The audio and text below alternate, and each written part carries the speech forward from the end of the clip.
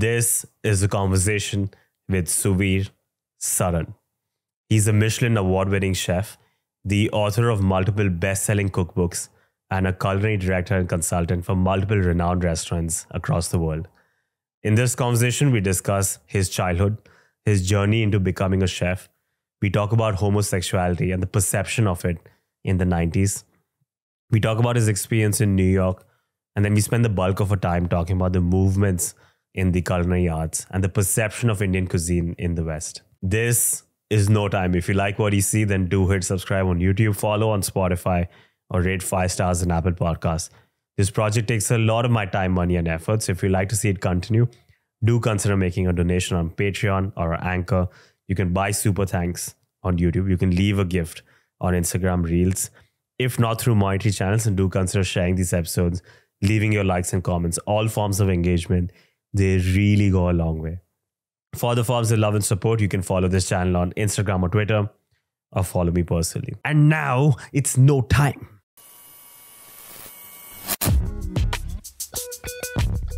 मैं आप अपनी तलाश में हूं, मेरा कोई रहनुमा नहीं है, वो क्या दिखाएंगे राह मुझको जिन्हें खुद अपना पता नहीं है. I want to start with a question about identity, about existence, about astitva. Right from the age of 3, when you started feeling you were different, all the way to today, questions about identity have been central to all the work you've done. तो मुझे एक status update के साथ start करना है. How is this quest for identity coming along now? And now at the age of 51, are you fairly confident who Suvir Saran is? No, I don't know. And each day brings me a new version of myself, a new hankering, a new question, a new supposed destiny, a new destiny where I am meant to go. Life is a conundrum, and I'm excited that I don't have answers. I get questions more often than I find answers, but they're all inside of me, and they're all from me and towards me. And the answers, the questioning, the angst, the doubts, the celebration, the grounding, it's all about me.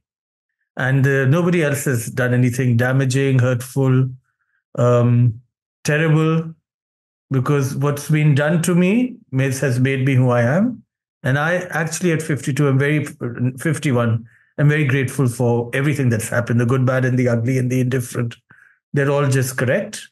And my search is for me, and it still goes on. Well, interesting to hear that even after 50 years of life, the search for identity continues going on. Like, this is an ever-evolving process. You have to keep putting in the work all the time.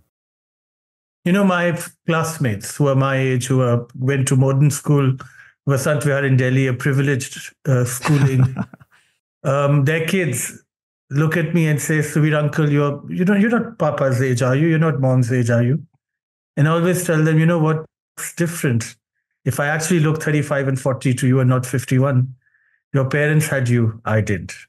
So I had the freedom to not be boxed into those very heteronormative identities and functions and functionality and outcomes and duties.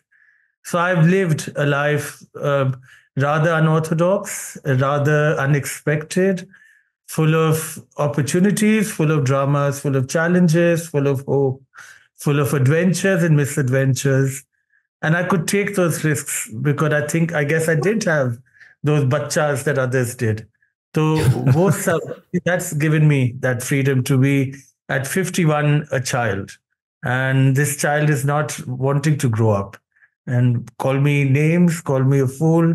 I'm guilty and as charged.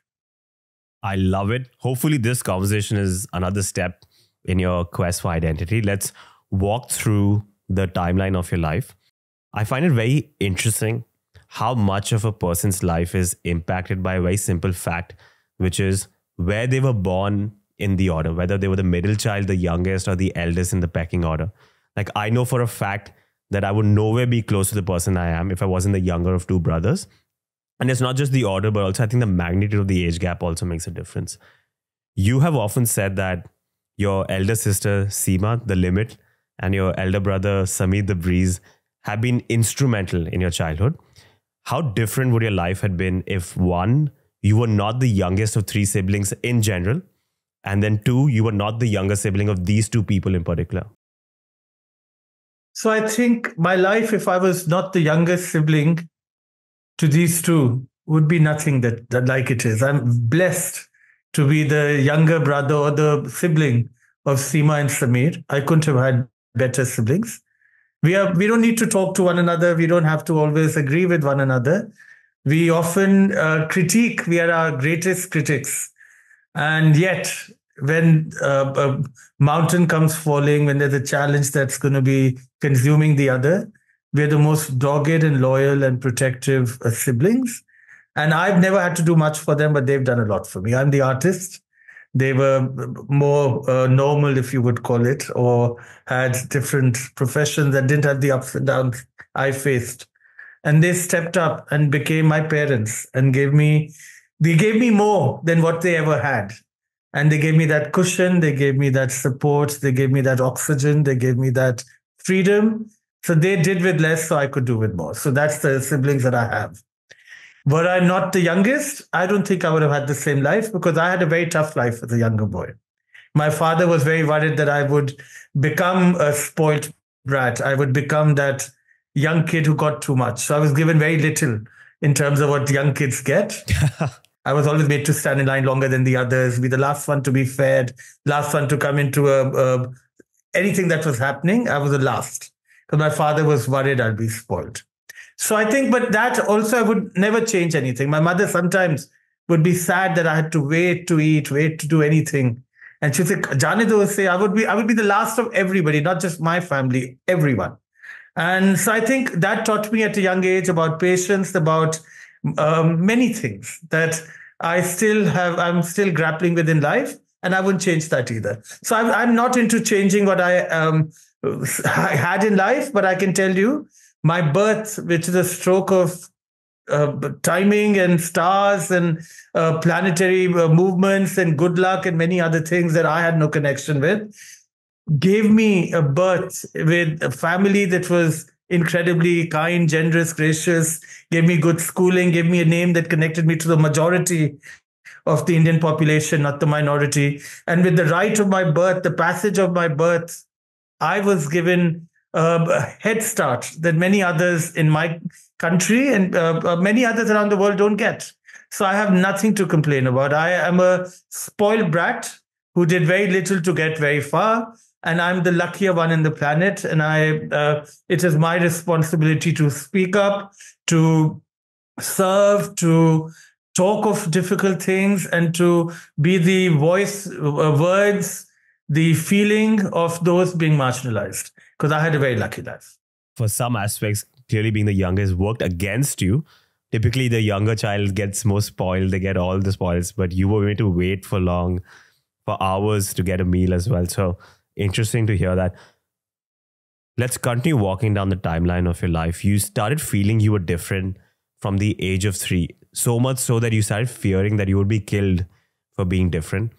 You openly came out as gay at your dadi's insistence at the age of 20, because she feared that you might get Nani's insistence, I apologize, because she feared that you might get abusive from the stress of having to hide your identity. She said, open up and life will happen. So you opened up and life happened. Let's talk about the weight of that decision. What was the sentiment like around homosexuality back in the 90s? We're talking 30 years ago. I'm assuming it's a lot more conservative. What was the perception for gay men in India and beyond? And with that in mind, was it a tough decision for you to make at that point to come out? So I was living in New York City in 1990s, early 1990s, till when I came to India a few years ago. Manhattan, is amazing as it is, it's a speck in America with incredible people, with brilliant ideas, with incredible freedom given to all, and acceptance and not just tolerance of the other. That wasn't the case in such aplomb in the early 1990s. But we were still talking about it. I lived in Greenwich Village. My then third lover was an activist. Ivy League grad, very successful, very connected in the LGBTQ community, having helped shepherd, start, found some of the most iconic LGBTQ NGOs of that time and still working today. So I had access, agency, I had a voice, I had support, I had network. So I had nothing to worry about in America being gay. What I did have to worry about was being the color I am, which was caramel colored. And when I'm clean shaven, I'm rather pale skinned, but I still looked Arab to people, or I looked to a Sabra, Jewish, Israeli Jew. And so as we are hating the Jews today because of what's happening in Palestine, I'm very sensitive to even the Jewish plight because I've been thought of as Jewish, and I know what happens when people think somebody's Jewish. All of us are racist, and we're racist towards a lot of people. So, that's why I always tell people, if you've been on the receiving end of racism, be very mindful of protecting anybody being hurt because of it. So I've been called effing Arab, effing Israeli, Sabra, effing idolatrous Hindu, all kinds of things, effing faggot. India in the 1990s and 80s, when I was coming of age, 70s, 80s, because there weren't any icons that I could connect with, there wasn't any gay, overtly gay human being that was out and about and proud and making noise, I had nothing to fear. I was protected. I was safe. My mind was shackling me. My mind was afraid. It wasn't the actions of another that I was afraid of. It was my mind telling me you're an aberration. You're a different human being. I didn't have the words. When I was 3, 5, 6, 7, 8, 11-year-old, I didn't know gay. I didn't know queer. I just knew I was looking at men when men were looking at girls. I wanted to marry a man when the boys were wanting to date a girl. I wanted to be complete with a man in my arms, and they were talking about being complete with women. So I knew I was different, and I was my biggest fear, my biggest concern, my biggest doubter, hater, because I was afraid. Did the world make me afraid? Just nobody said. I'm very lucky that I was really never bullied in India. But my mind, as a human who was in his head a minority, doing something very different, that had no role models to look up to, I lived in fear. And then to make it worse, in Nagpur, where we lived for 3 years with my father as a bureaucrat being posted there, it's a small town in Maharashtra, I would see dead bodies going back and forth from a graveyard through the processions. The Mayyat jati hui dekhta tha. I used to see the bodies being carried on shoulders. And I would think I would be that person one day if somebody found out my secret. And so it was me. And nobody bullied me in India. In America, I realized it was a tale of two countries. When I was in San Francisco, New York City, parts of Atlanta, parts of Chicago, little bits of Minneapolis, mostly DC. When I was in these cities, I could be me. I could be looking Arab, I could be Hindu, I could be gay, I could be talking with my lisp. Nobody cared, mostly. But in these other cities, even if I went just 3 hours north of New York City, even in the year 2015, 20, I was a terrorist. I was a Jewish claw. When I would go shopping, they would think I'm Jewish till I opened my mouth, and then the Indian accent would come out. I realized how we other everybody in America. And why? Because unlike the rest of the world, where people within 200-300 miles, you're in a new country, new language, new costume, new way of being, you are pushed into seeing the other as a human without, thorns in their head, horns on their head. That's what doesn't happen in America. And in America, you can live in a silo, live in a cave, live in the 17th century, 18th century, and be a major hater because you've never known anything else. So it was America where I had to protect myself and be worried. In India, I never had that concern. I've come back to a nation that's very different from when I left it, my motherland, India. And I see young kids that are so amazingly loud, vocal, showing off like peacocks, their identities, their pronouns, challenging a system. It's like New York was in the 90s and 2000s and even today.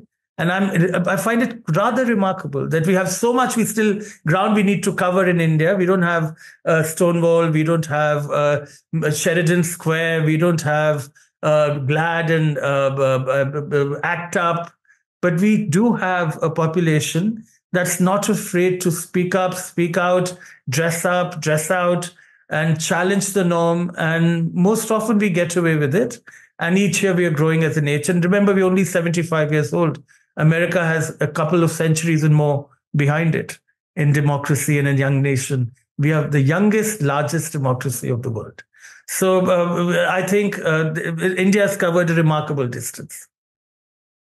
Firstly, when you spoke about not having icons in India, I can completely understand. You had shared a story from the past, which I definitely want to highlight here. You had said that you had one day come across an ad in India today in which you'd seen a postage-sized picture of Rohit Pal.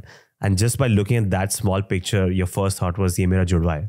And you called him up with the best icebreaker possible, saying, "I'm not Jeffrey Dahmer," which is it's an endearing story to me of how you were able to find each other within this sea of masses. There's one thing I want to check with you is when you mentioned that in India, it was in the US where you faced bullying of some sorts and you had name calling, not in India. Your mother taught you this saying from William Edward Norris, which went something like this: "If your lips would keep from slips, 5 things observe with care, to whom you speak, of whom you speak, and how and when and where." This is a saying that I feel is not practiced that well in our community.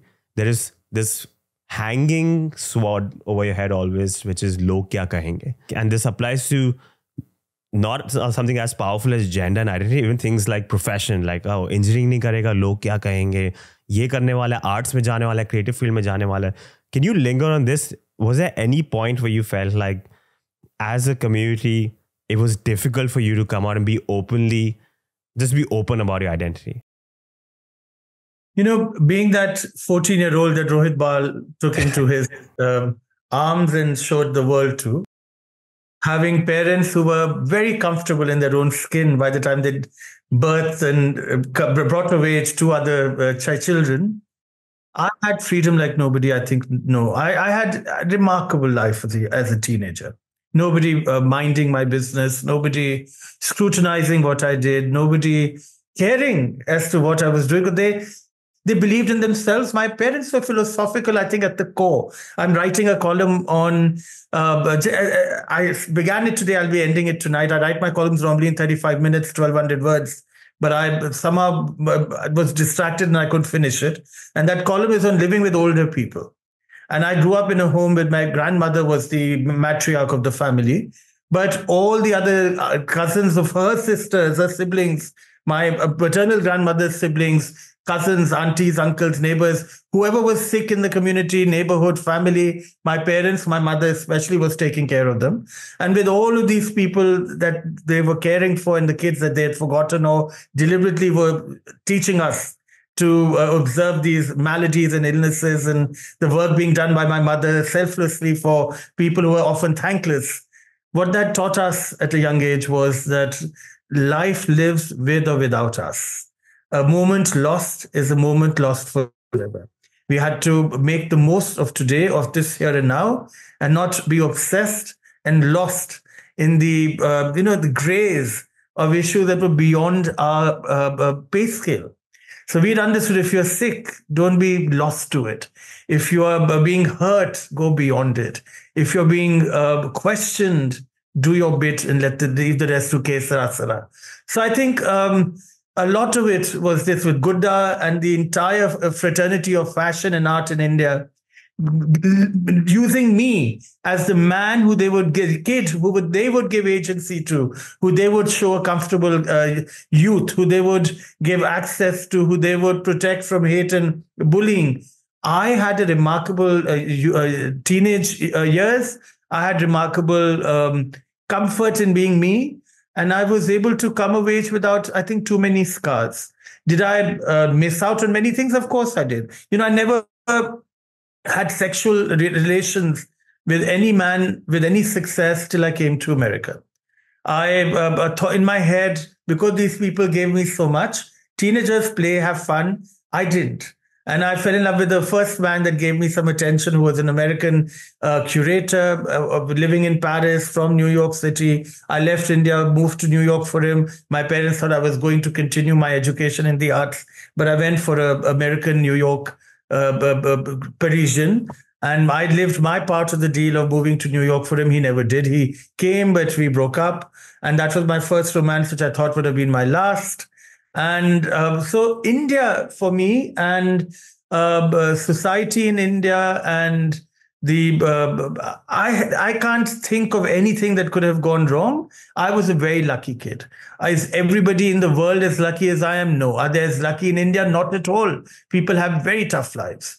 But I had a much easier life, and somebody somewhere blessed me with good luck, with good people, with good parents, with good neighbors, with good elders, with destiny that just kept taking me forward without breaking me up too much.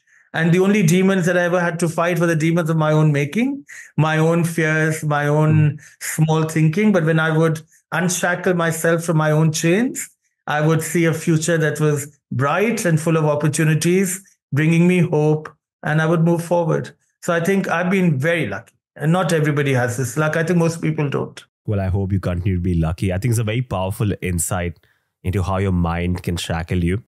You brought up New York a few times, so I definitely want to linger on this a bit. When you moved to New York in the 90s in your 20s, you said, when you were 20, you said that the city was a city in flux. It was a city that was still finding its soul. You've said this in previous interviews. So I want to linger on this a bit more. What was your first impression of New York City? For those of us who weren't there in the 90s, what was the city like? How did it make you feel? I loved it. When I was getting my first class, which was not a class, that they were grounding us into the realities of being at school in Manhattan at the School of Visual Arts, giving us a New York essentials education, how to be protected and safe and smart and savvy and street savvy and be careful and be street smart. I would see nothing wrong.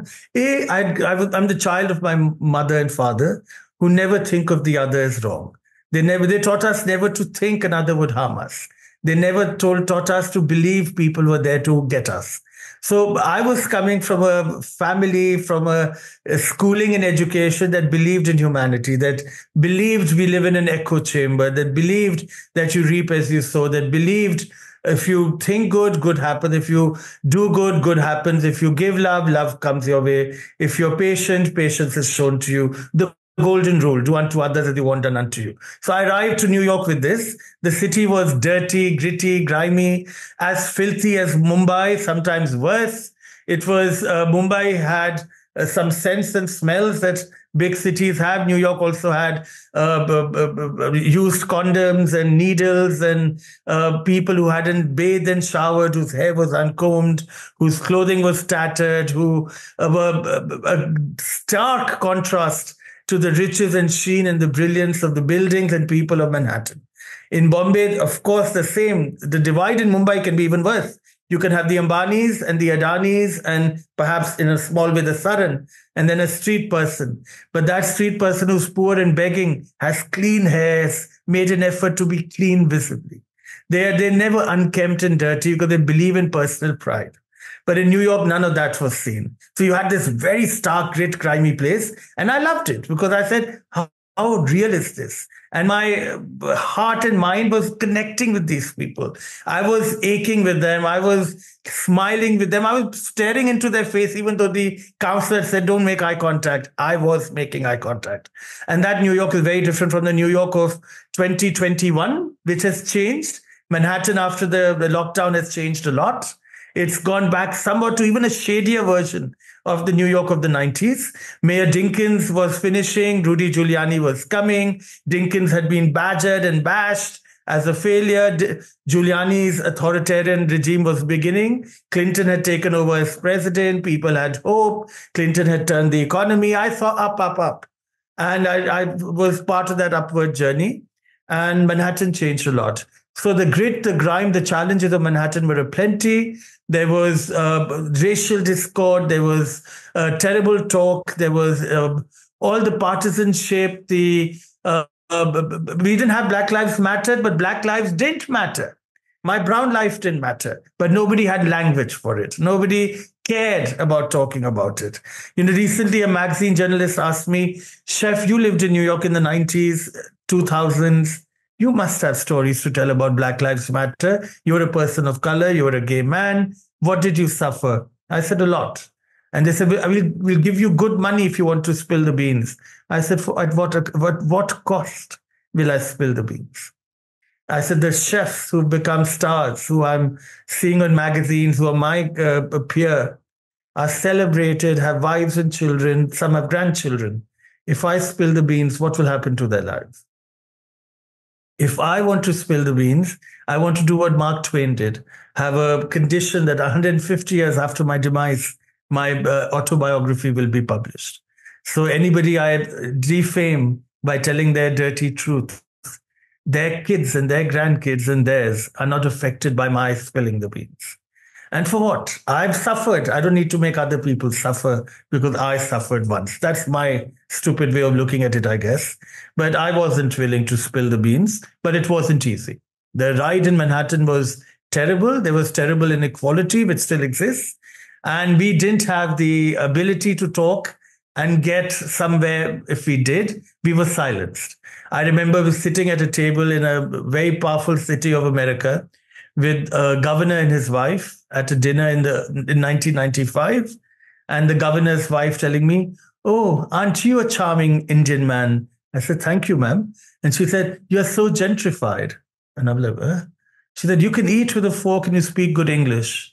And I'm like, oh my God, she just, and then with a straight face. No, she didn't even think she had said something bad. Others would tell me, you're so good looking for being an Indian. You speak such good English. You're really, oh, I love that you're Indian, but you're so different. You are special. And I would think, how am I special? You speak good English. You dress well. You're clean. Now, who says these things to anybody? But they did in America of 1990s, 2000, 2005, 2010. We were still having people say these things. And they would put their foot in their mouth with no idea about what they just said or done. I remember a state senator in peanut growing farming community in America telling me that I would love meeting a vice chancellor of a university because they're my people. And they were excited that this vice chancellor was coming to see me the next day. And we arrive, and the vice chancellor, the strapping, tall, good-looking man, much darker from South India, I assumed, even I was assuming. And I understood. So when the lady, the senator's wife, said to me, "Oh, he's Indian?" And the vice chancellor of the university was a funny man. He said, "Yes, ma'am, I'm low class and he's upper class." That makes sense. So because of our color difference, I was upper class, he was lower class. He was joking, she was thinking of it as being real. And we both looked at each other and rolled our eyes. And these are educated people with such juvenile reactions. But I looked at them as not being juvenile, not being mean, not being hateful. But I think of them as the utterings of people who have been broken, who've been robbed, who've been denied civil societies to live and come of age in, that they've not been taught about the other. They haven't been exposed to the other. They haven't been given verbiage about accepting and celebrating another. So they're not to be blamed. It's society that has to question itself, challenge itself, and rattle itself to right these wrongs, not the humans who make these very ridiculous statements, but I think innocently. Definitely a great way to look at it. I want to linger on one more aspect that made you stand out, which was a choice of a profession. When you were growing up, you had many options. You took 8 subjects in school.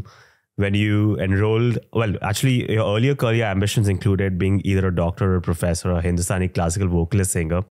When you enrolled at the School of Visual Arts, it was in art history and graphic design. But ultimately, you became a chef. And I know you often say that you didn't choose food, that food chose you. But I'm sure at some point you made the decision to stick with it. So I want to talk about the weight of making that decision as well. How was the culinary arts viewed at that point? Was it a well-respected profession for young Indian men in New York City? And with that in mind, was it an easy decision for you to make, to say, this is what I want to do for the rest of my life? It wasn't an easy decision. It was a shocking decision. But food consumed me. Nothing I chose. Art wasn't easy. Food wasn't easy. Especially because Manhattan, like all other cities, we all fall in rhythms, we fall in ruts, we create people, we create stories, we create scenarios, we create hyperbola, we have to then support it, we have to celebrate it, we have to give it oxygen, we have to perpetuate it. So when I arrived in America, the books that I found on Indian cooking were sharing foods that I'd never grown up with, I'd never seen. I grew up in a vegetarian home that didn't eat butter chicken and dal makhani, that ate foods that were rarefied, exciting, light, seasonal, regional, nuanced, incredibly delicious, very light and flavorful at once. And those foods are not seen in Indian restaurants even in 2024. So the books by these women that New York celebrated, that New York still celebrates, unfortunately or fortunately, it's up to the viewer. But those books and those recipes were ghastly. And I couldn't understand, how do I live with this crap? And the substitutions were wrong. The recipes in their entirety were wrong. But the people writing them were limited by their own imagination, by their circumstance, by a society that didn't care a damn about authenticity or honesty or articulation or providing groceries that could give Indians the ingredients that would make their food more complete. So I don't know why people wrote those recipes. Again, I'm giving them the benefit of the doubt, but I wasn't willing to accept that mediocrity. So I set about to cooking Indian food of all kinds, simple ghar ka khana to celebratory fare, cook it correctly with the right ingredients, with not parsley, but cilantro, coriander leaves instead. And I created food that, word spread that this Indian kid, 20-year-old, is cooking food that nobody matches in America, let alone Indian, non-Indian as well. From souffles to bharwa karele, zimikan ke kofte, stuffed bitter gourds, and yam dumplings, all kinds of things. And donuts, I love that Stephen, he was the pastry chef at French Laundry and then a pastry instructor at the Culinary Institute of America, made my donuts as his favorite donuts, a recipe from my mother and grandmother. My banana pudding is Oprah's chef's favorite banana pudding, Art Smith's favorite banana pudding. So I was making pot de creme and these things that trifle that people had, oh, you go to London and eat it, and Suvir is making it right here. So Hollywood stars, Indian with big dreams, Indian students, my fellow Caucasian, African American, Greek American, and all kinds of other American students of my age and some older, some much younger, neighbors who are older, all came to our home with my lovers that I had, 4 of them in a span of 30 years. They were shocked at the food I would make, and that food spoke for itself. It helped make me the best caterer in Zagat's guidebook. Eric Asimov wrote about me. William Grimes wrote about me. Ruth Reichel wrote about me. Frank Bruni wrote about me. And there was another gentleman who wrote from the Times that wrote about me. But then all the other non-critics like Marianne Burroughs and many others, Cynthia Rosenfeld for other publications overseas. I was written in every paper, newspaper, magazine, blog, news, TV shows, radio shows, because people were talking about the food they'd never eaten before. And that was the renaissance of how New York was changing. I was one of the beginnings of a change coming in Manhattan. I did it, and other people from other countries did it, and soon it became a movement of all the food of the Southern people, which is not Southern, globally Southern people, the global South, people who are not Caucasian, Northern American, conquistadors or colonists. The food of those people who the colonists had raped, plundered, looted, pillaged, and left without humanity and decency and any hope, who had all still eaten and shared and come of age and found their food, their calling, and their lives, and created them back despite all the evils done to them. My food represented one part of that story. And America is celebrating a lot of that food, not always in a good way. Not America, every country, all of media, all of humanity. We love creating stories, creating a hype. Sometimes there's no there. And I think the food movement is in a very dark place these days. One of my closest friends was one of the greatest American restaurateurs, Eddie Schonfeld, an expert in Chinese cuisine and ran some of the best tables of Manhattan. Eddie said to me, one of the last things he said when I met him before he died of cancer too soon, too young, he said to me, Bubala, we are in a dirty, dark place in the food scene in America and overseas. It will take around 10 years for it to come back, because that's the cycle of fashion and art. We go bad, we come back up. And he said, we're in a dark place where fried chicken, fried this, fried that, spicy this, spicy that, senseless cuisine is being peddled, perpetuated, celebrated, accepted, starred, and put on TV, on blog and newspaper and everywhere else. He said, stay away, take a sabbatical from this crap and come back with your food, which has heart, soul, and nuance all at once. I said, Eddie, how does one do that? He said, find a way. He said, just take a back seat. There's too much rubbish happening. And in India, I'd use the word behuda, that it's not just dirty, it's deeply disgusting. Some of the foods we are perpetuating, because it's Instagram algorithm friendly, it's social media friendly, it's cool, it's gets you likes and it gets you notoriety and fame easily. That's not what food is about. Food, like any other piece of any other art form, is about cultural celebration, cultural accumulation of the different nuanced layers of a cultural ethos of a place. There's so much to food. When we work with all of that, when we share it with pride, when we cook it with mindfulness, when we connect it to a past, but are making it thinking about the future, when we are sustainable in how we are today, but also worry about what tomorrow shall be, it is then that we make food that's authentic, smart today, delicious now, and good for the future. And I think that's what we are not doing right now. But I hope all of us that are still involved in the food business keep putting ourselves more mindfully forward, and we do less noise and more gravitas. I would love to pick your brains further on your philosophy in cooking. The way you describe it, it's dripping with so much nuance and depth and context and history. You have said in a previous interview that I believe that food, like society, should be a mosaic, not a melting pot. In a melting pot, everything loses its identity. A mosaic, however, allows for each element to shine. A perfectly made dish is the sum of its parts, where each is given honor rather than a mush that doesn't celebrate anything. You spoke about how you immediately saw the mediocrity in the trends that were prevalent in New York, and you were able to reject that and start cooking authentic food on your own. When you first approached the culinary arts, how did you view it? Was it a science to you? Was it an art form or some form of expression? Was it a spiritual experience? You've said in the past that the kitchen was this safe haven of security for you. Or do you think it was just another medium at that point through which you could still explore your identity? So did I say those very clever things you said at the beginning? You're quoting me? I hope so. Or otherwise the intern who's done this research is going to get fired. So, those are words I would use, but if I said them exactly verbatim as you read them, I guess my mind does work sometimes. So it sounded good.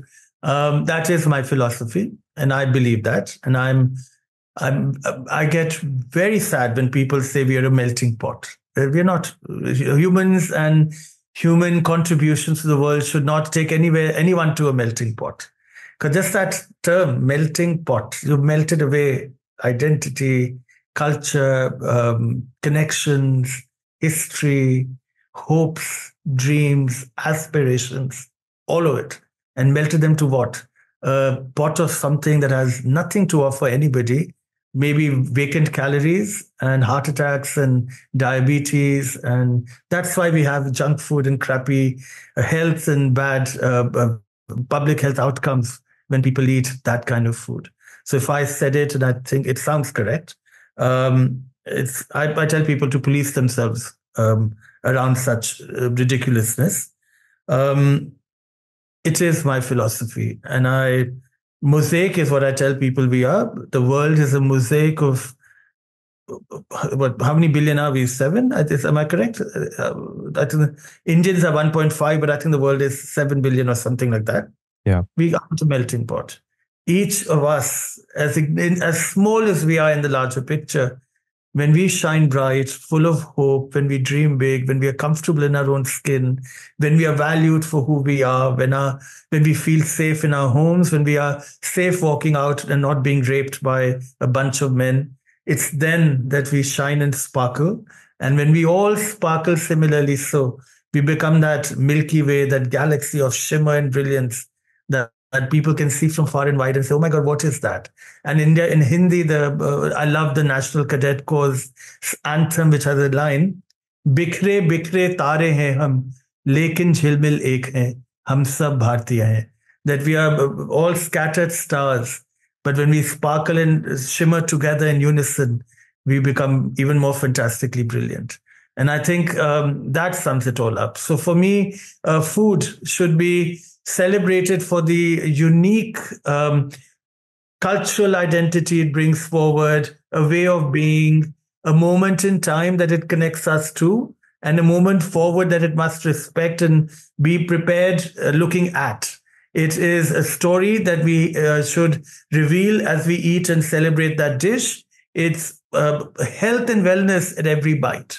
So when we eat delicious food made with love and care, we are protecting ourselves from having to go to a hospital and die of bad outcomes that are scary because of bad ingestion of terrible foods and bad calories. So you are what you eat, and be mindful, be watchful, invest in eating, invest in culture, understand seasons, understand topography. Foods that grow together should mostly be celebrated and cooked together. Even the condiments and all that we bring from all over the planet, use them together to eat better and healthier foods. And that's the philosophy. Have I gone too long and too far? Not at. I love this. You can go as long and as far as you like. It's using this philosophy that you started building a reputation for yourself in New York by cooking authentic Indian food. You started catering a lot of parties for celebrities. I believe you catered for Vice President Al Gore. You catered the first non-European meal at Carnegie Hall for the 50th anniversary of Indian independence. And I think New York Magazine put your dessert on the cover, and this is one of the first times they had actually done that for an Indian dessert. You have actively pushed back. You were talking about movements in foods and the cycles it takes and how American cuisine is now on the bad end of the cycle. You have pushed back against the perception of Indian cuisine back then as well. You have deliberately priced your dal makhani butter chicken much higher at your restaurants because you wanted people to try the other dishes. Let's talk about the perception of Indian cuisine and how it went through that cycle. A Pakistani driver in New York once told you, बड़े भाई हम गोरे की लाल गाल देख के अपनी थप्पड़ मार मार के कर देते हैं. Why do you think Indian cuisine went through this cycle? Why? At what point did we start losing the soul in Indian cuisine? Why did we start compromising on our ideals and our virtues to try and cater to a different audience? So it's not just this works for everybody. You know what the driver said, for people who don't understand Urdu, Hindi, said that, we Desi people, we people of the subcontinent, when we look at a white man's pink cheeks, we slap ourselves till our cheeks become pink, that we are copycats, that we are herd mentality, that we do what's popular, that's what's safe. But I think that's true for anybody that's coming from a colonized mindscape. So I always tell people, when you are a person whose nation has been colonized, who's been called your third world, you are heathen, you are useless, you are filthy, you are nothing, you start believing that shit. And it's very easy to be broken. It's very easy to believe the BS coming from the colonizer and their marketing and tools. There's a $7 billion plus marketing industry for food trends, food habits that has taught us to do wrong things that make corporations richer, that feed the pockets of the people who are doing the bidding of the colonizers of yesteryear. And we are now colonized by the capitalist mindset that doesn't think twice about public health or what a certain commodity might do for a bunch of people on the planet as a whole. Because if it's making profit and makes a group of people wealthy and does good by their stocks and their investments, who cares that it's a known cancer? And when I was in Top Chef Master and asked to make a healthy meal for a contestant in the Biggest Loser show, for Yeah. the challenge given to me. I'd already told the producers I was hating being on the show. There's nothing real about it. There was nothing exciting about being on the show. And they said, the camera loves you, chef. You're one of the most popular people on television. You are made for TV. And I didn't care a damn. I wanted out because I wasn't enjoying the competition at all. If grown master chefs can be worried about winning a game, I'm never competitive.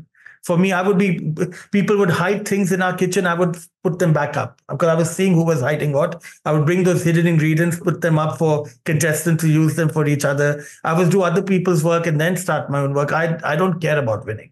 I want a group of people to move forward together.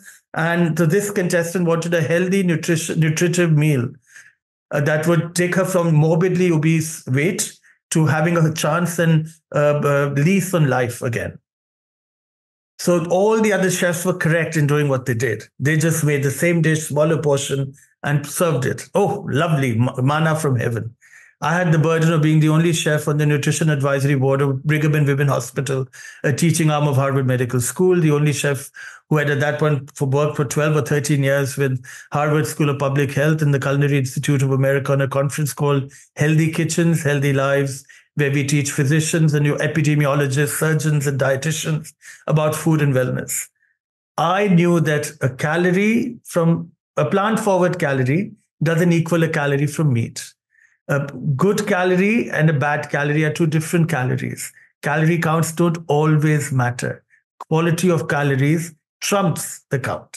You can be a little chunky, you can be a little plump, but if you're eating amazingly good, wholesome food, chances are that your metabolic syndrome counts, your diabetes count, your good cholesterol is high, bad cholesterol is low, your HbA1c sugar readings are much lower.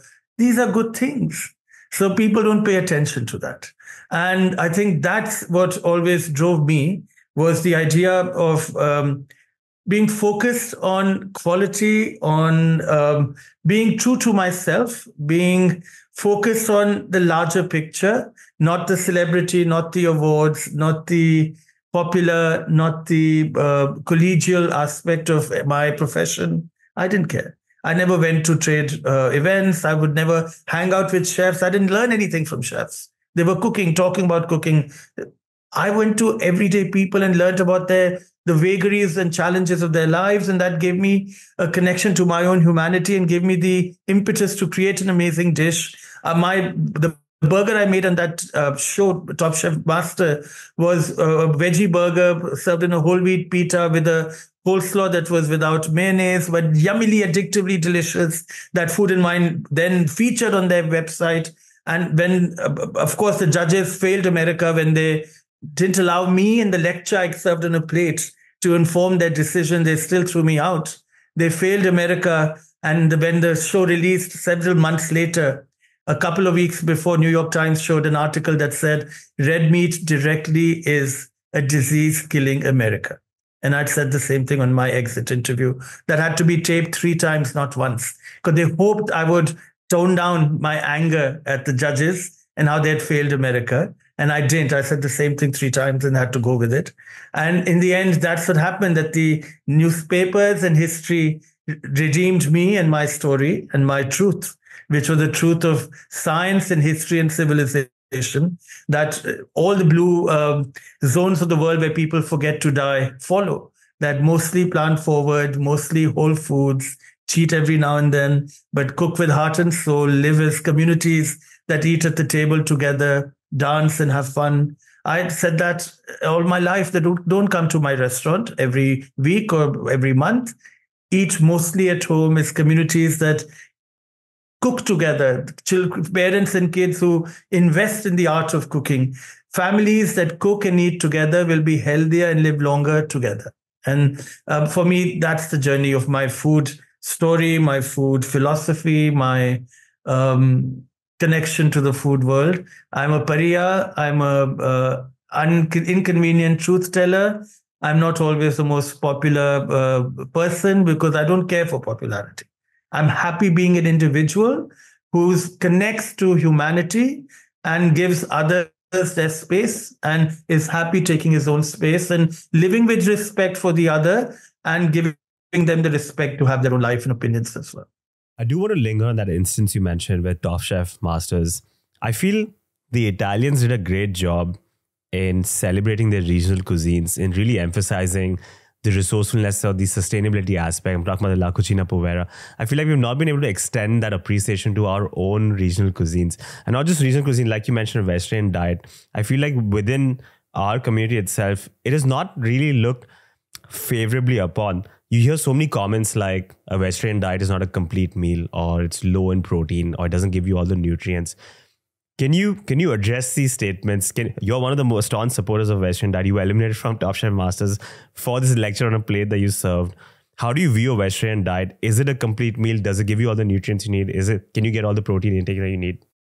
You can get everything you need from a lacto-vegetarian diet. Yeah. So veganism is a fad. Stay away.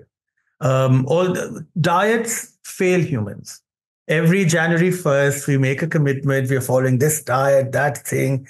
And every January 1st, we start going back to another diet that's going to save us. Mindfulness, lifestyle change, holistic conversation with your heart, mind, and soul. Change that can be sustained by family members supporting you, your friends and your family, relatives marching forward with you. Those are that stick. So vegetarianism, the world has mostly been vegetarian. Whoever did your research on me did a very good job. You said Cucina Povera. I talk about that everywhere. And so thank you to whoever that person is. Cucina Povera, the cuisine of poverty, the cuisine of people with modest means. In most countries, in most nations, in most societies, good food, whole food, simple items are cheap. And processed, packaged, poisonous garbage is expensive. So people who are poor eat well, and people who are rich often die of diseases. In America and in India, now, India of today. But in America, the rich, a very dear friend of mine who's a journalist, I won't name her, but she did a lot of coverage in Asia, and so would come back to America once in 2 years. And when she was coming once, her father was picking her up and said, "Sweetheart, we are going to visit your grandmother in the Midwest. Get ready. They have elephants in the Midwest." She said, "Elephants?" And she didn't get what he was saying. So when she landed after a few years abroad, she saw the size of humans in America. The human elephants was what the father was talking about. How did they get there? Not because they wanted to. Because the food we feed our people is an aberration. Someone is taking a beautiful, cheap cauliflower grown in an innocent bed with dirt under it and takes it and then puts it into a pot with chemicals in it, powders and all kinds of rubbish with trans fat and a lot of murderous ingredients that congeal it and make it into shapes and forms that don't resemble a cauliflower. Or even if it does, it doesn't matter. Then they package them, then they label them, then they ship them across America. And that container is 99 cents, sometimes 48 cents. But a whole head of cauliflower is $5 to $9. Where is that money coming from? To do all those horrible acts to the innocent cauliflower that is selling for $9 in a grocery store for a poor man or woman to eat as a whole fruit, a vegetable, that's $9. But a package ready to eat that will serve 4 people is 99 cents. What that 99 cents is doing is clogging your arteries, it's maiming your brain, it's crippling your future, and it's disconnecting you with a healthy past that you were once part of. It's put you into a time warp where you and your future generations will come out of poverty, having become the size of elephants, having no connection to real food, whole food, real stories that even remotely connect you to a kitchen and cooking. How can those people be saved? They can't. Because it's generational maiming of minds for the bald, hunger-ridden, capitalist marauders who don't care a damn about humans, but only profit. I was taken to in Nebraska, to the museum of a very powerful corporation that made napalm and other such chemicals, but also makes all kinds of food chemicals that make liquid into chip into powder, powder into foam into syrup. They can twist food into 100 shapes and forms. I was invited to sit on the board. I went for the first board meeting, and there they had that Hall of Fame, which had all these chemicals and all the things they'd made, like M&Ms and this thing and that thing and all kinds of things that were ghastly, exciting. I eat a lot of candy. But by the time I came out of that Hall of Fame of this large corporation, I had tears in my eyes, and the CEO asked me, "Why are you crying?" I said, "This should be called Hall of Shame, not Hall of Fame." I said, "This is where the laboratory of the devil, where America lost connection to its great farming communities and the wealth of ingredients that they put forth. This is where the demise of America started. This should be Hall of Shame."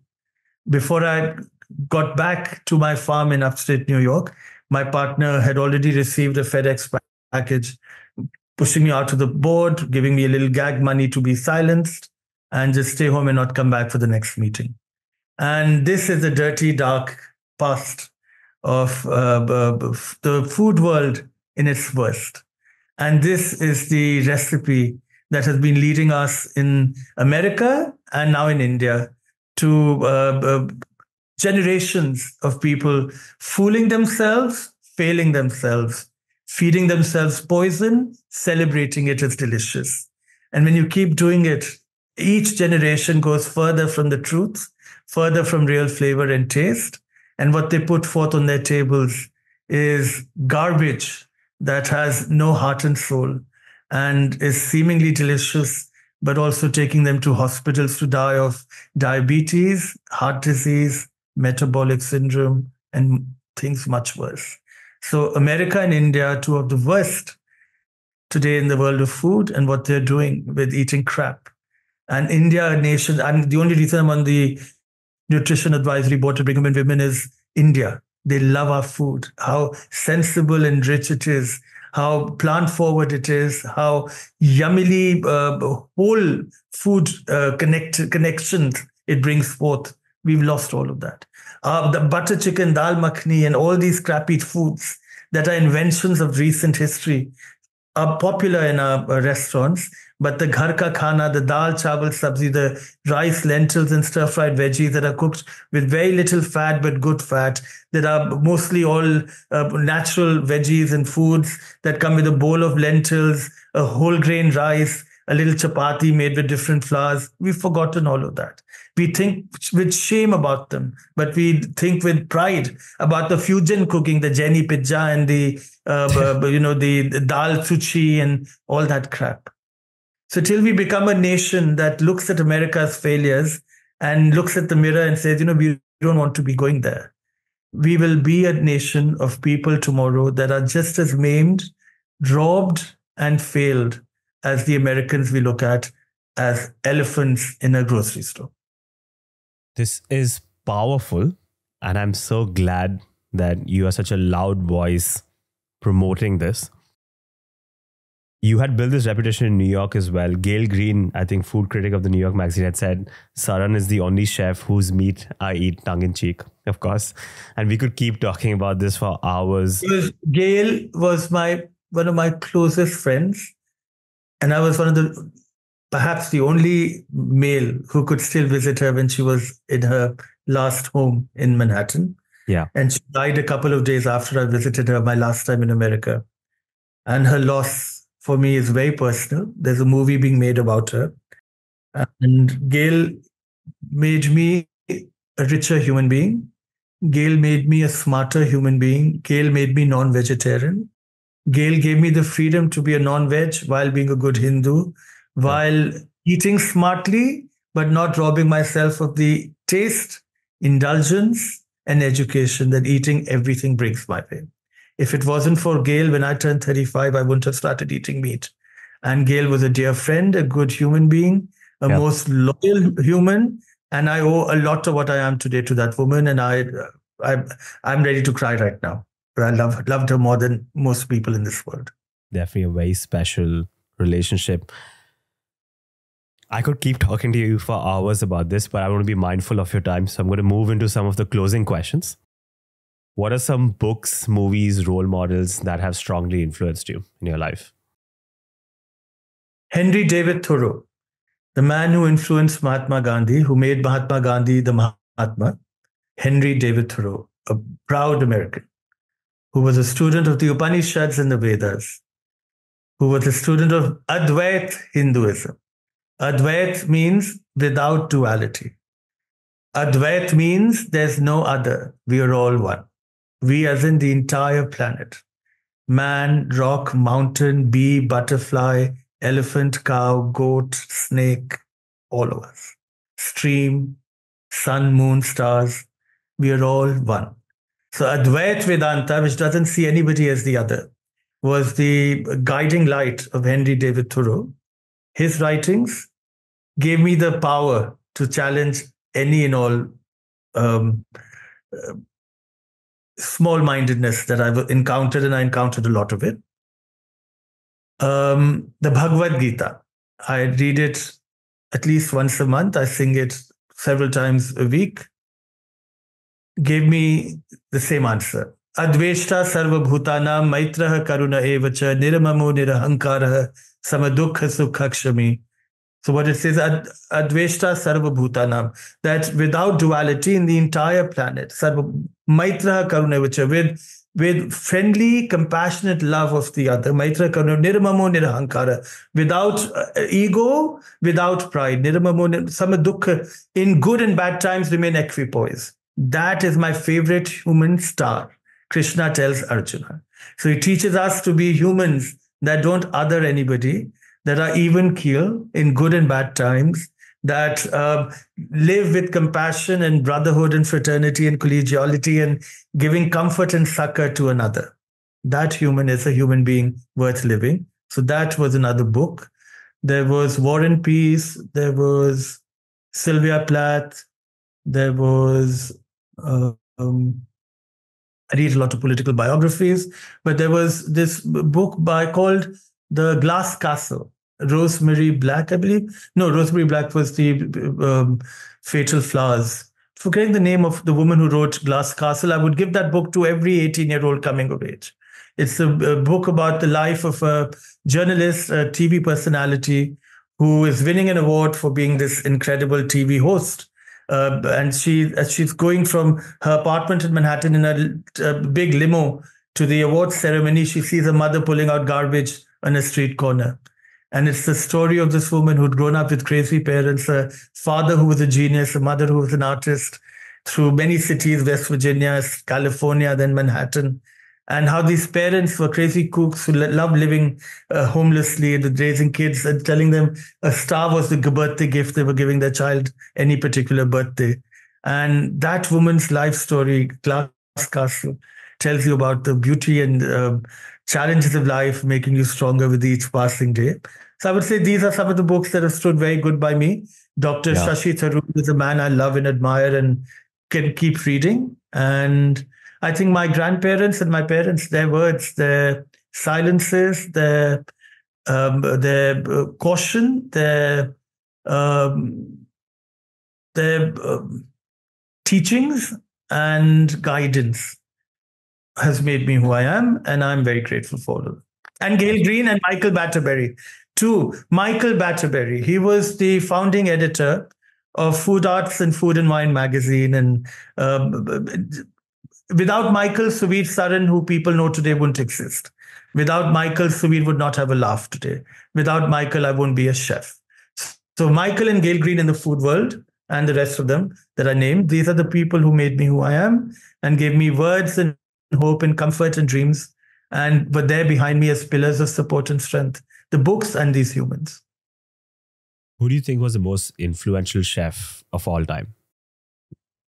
The home cook, the mother, the cafeteria cook, who cooked with care and pride, the street side vendor across the world, the home cook, the amateur that has hunger to cook and bring new flavors and dishes to their table.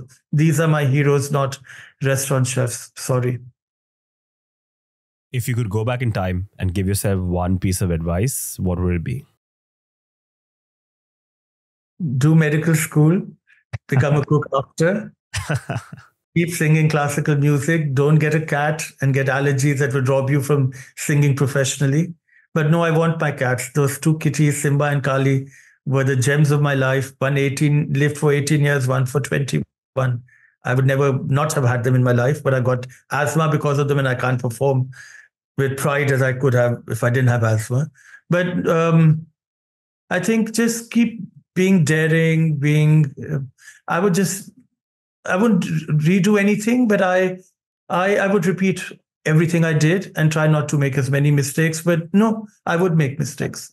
Every mistake I've made has made me a richer human, made me a smarter human, made me feel human. Because in my mistakes, I realize I'm not a god. And everybody making me into a celebrity, this, celebrity, that, successful chef, Michelin, this, that's not who I am. The bundle of frustrations, the fleeting joys, the fleeting success and admiration, the constant gnawing hatred coming my way because of being the other, all of that together in its sum makes who I am. And I would never change any of it. Last 3 questions for you.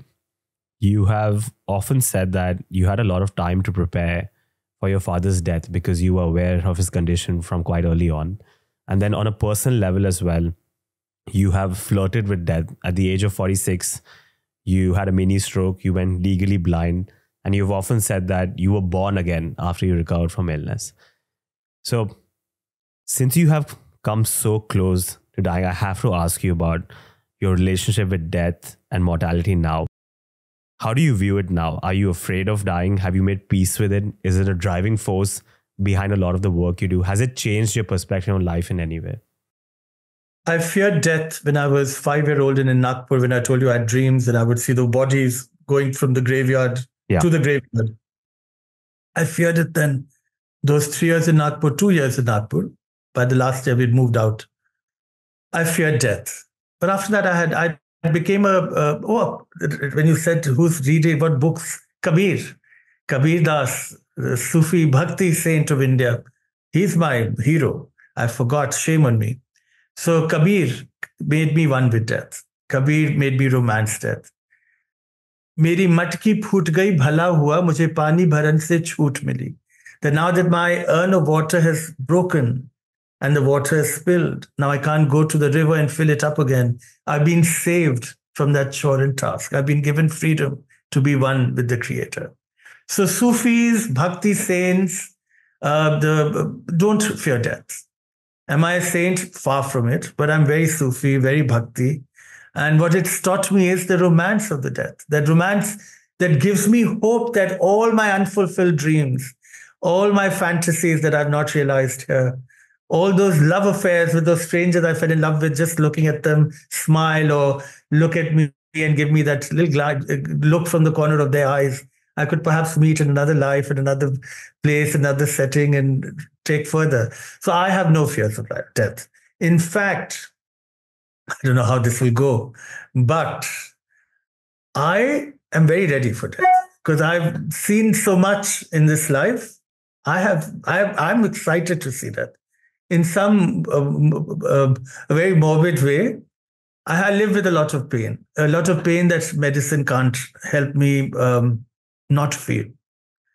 Pain that's so excruciating that my cheeks hurt because I put on a fake smile. Not for the world, but for myself. Because if I cried, I would perhaps be a suicide. So I'm ready for death. And I often say that if there's a neighbor, a distant Palestinian that should be saved death from a bomb that doesn't deserve to be falling on them, take me away, whoever that puppeteer is. Because I'm ready. I've been there, I've done that. I've lived a lot of my dreams. If I can be rid of this pain, I am not afraid of pain, but I don't celebrate pain as much as I claim to be. I would be so relieved, but I know it's not in my hands. So death, I'm not afraid of. I'm very ready for it. If somebody knows a way of getting it to me, I'm happy to be that statistic. And I'll be very happy because I'll be with my loved one, my father, my grandparents. and many flowers and animals and birds that have left me waiting and mourning their loss. I'm ready for death.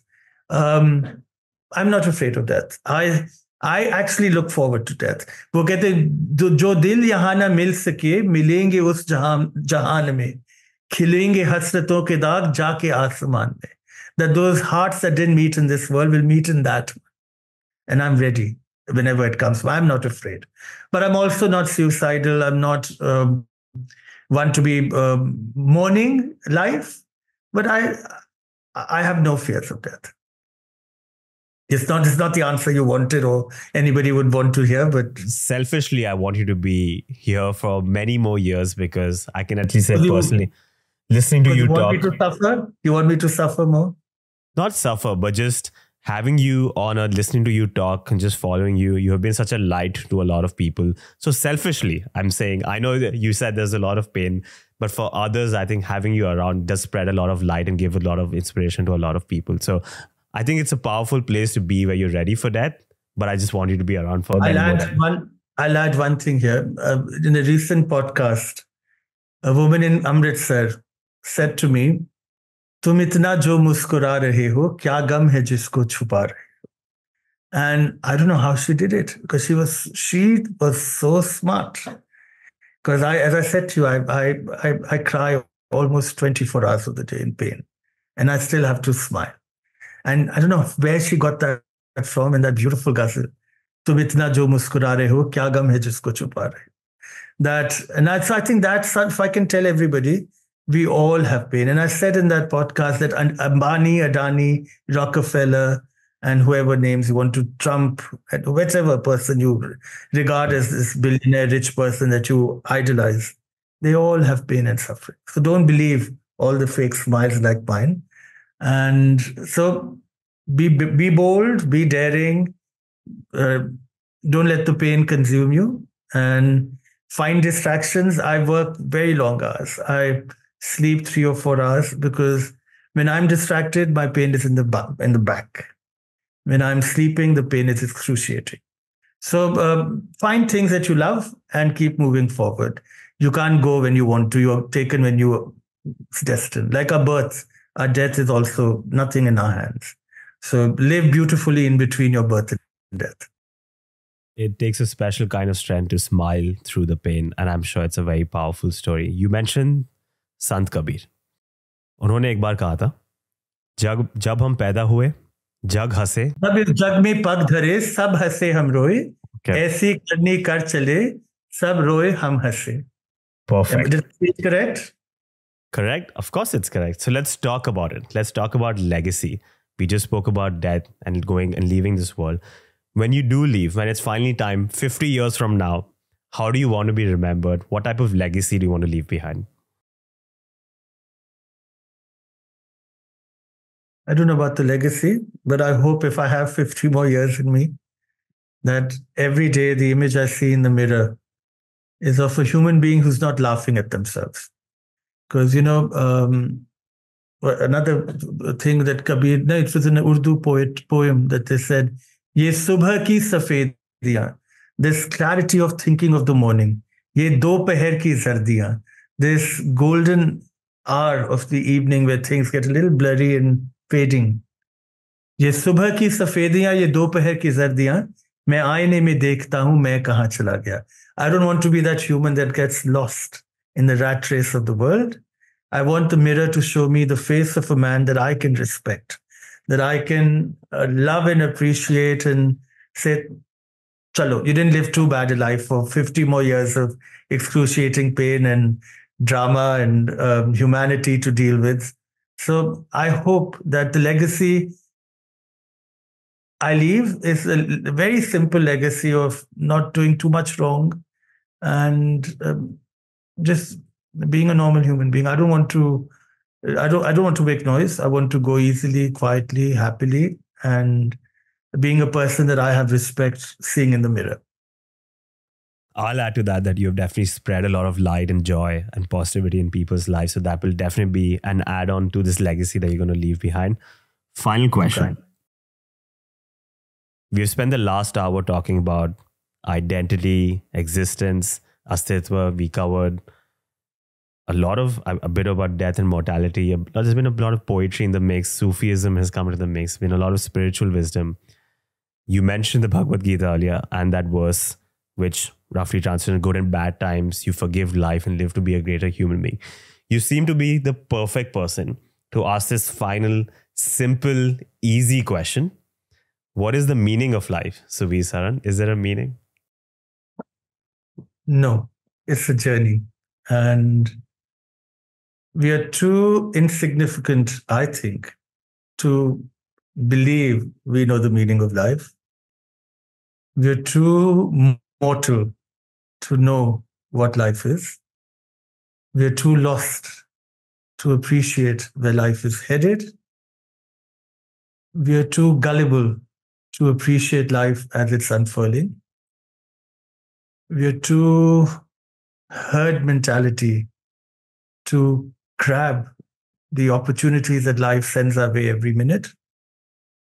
And we are too self-centered and selfish to know that when we become one with the other, that's when we start living life as life is meant to be lived.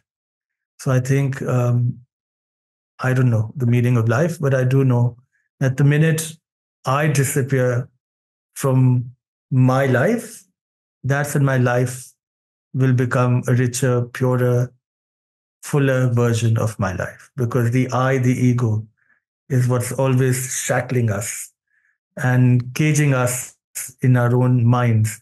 One of a column that I just filed is on love. And I said that when you're in a relationship, you're like a caged bird. A caged bird that when given nourishing care, sings and connects with the human that's taking care of it. And I said, now that I'm single for the first time in 33 years, I'm still a caged bird. I'm in a cage of my own making, of my own fears, of my own ego, of my own past, of my own fears of tomorrow. So I'm still shackled and I don't sing. There's nobody nurturing me, nobody giving me care. So I think, Ke sara sara, what will be, will be. The future is not ours to see. Ke sara sara. It reminds me of this poem by Maya Angelou, I Know Why the Caged Bird Sings. I think it's a beautiful picture to end on. Suvir, thank you so much. If people want to connect with you, if they want to find out more about you, if they want to taste some of your food, what is the best way to connect with you? Instagram, I'm at Suvir Saran. Be patient, send 2 or 3 messages. I get thousands of messages a day and from all sorts of characters. And I reply to all of them myself. I don't have any social media handler. So that's one way. You can reach me by writing Suvir Saran at icloud.com, my email. You can come to my restaurants in India. I have 1-8 commune in many cities across India. I have restaurants in Pune called Murphy's, Kora, soon to open Oi Brewery, and a restaurant called Faro.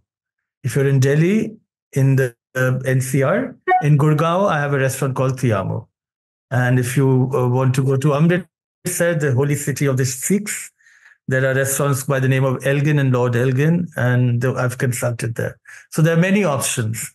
And if you write me and if you're in a city where I'm at, I'm happy to meet people. That is the way to find you. Suvir, thank you so much. It was truly an honor and a privilege. Thank you so much. Thank you for having me.